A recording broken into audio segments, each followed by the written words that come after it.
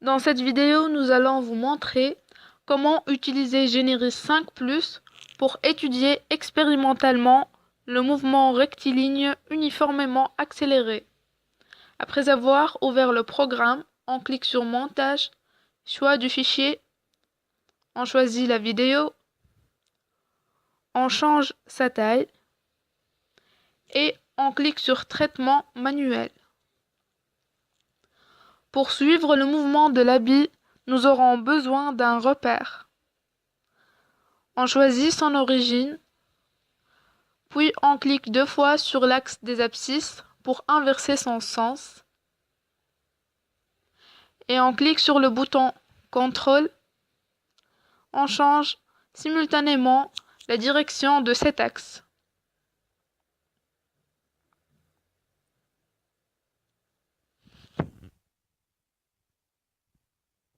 Et on entre l'étalonnage horizontal. Puis on clique sur l'icône à gauche pour commencer le traitement.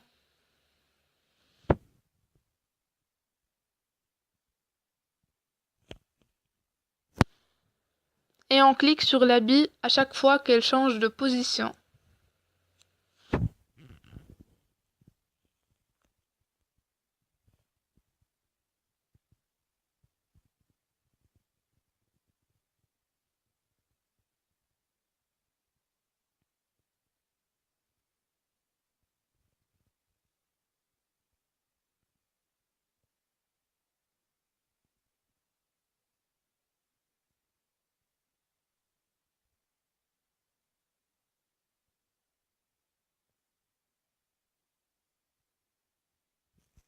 Et on arrête le traitement.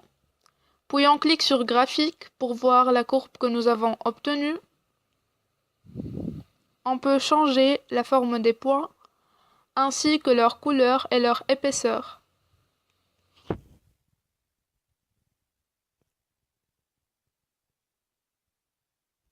Puis on clique sur Compte rendu pour insérer la courbe.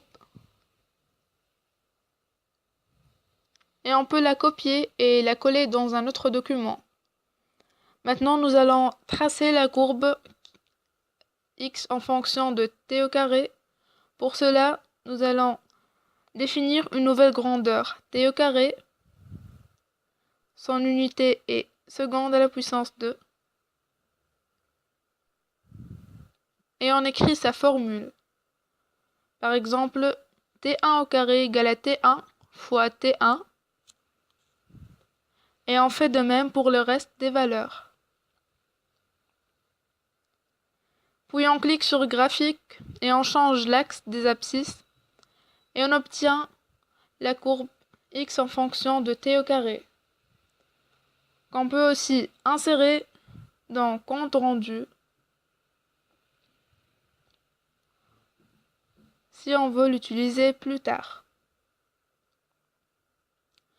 Maintenant, nous allons tracer la courbe qui traduit la variation de la vitesse en fonction du temps. Pour faire cela, nous pouvons suivre 2 méthodes.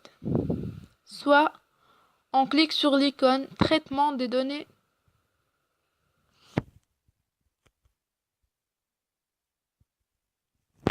puis Dériver et Tracer.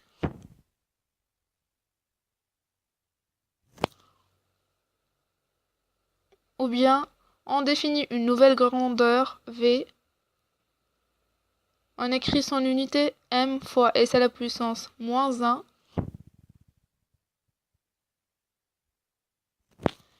Et on écrit sa formule.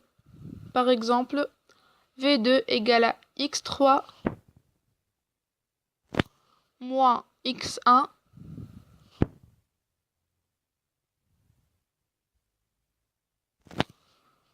sur T3 moins T1.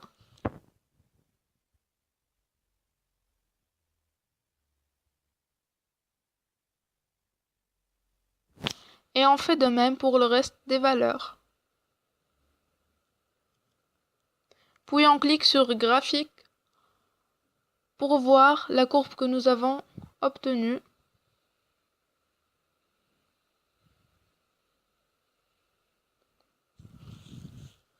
Bon, il est difficile d'avoir une droite parce que les valeurs ne sont pas vraiment exactes. C'est pour cela qu'on va cliquer sur Affichage, Modélisation et on obtient la droite qui traduit la variation de la vitesse en fonction du temps.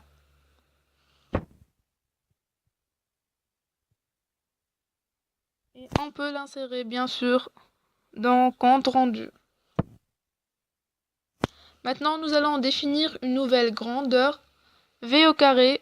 Son unité est m au carré fois s à la puissance moins 2.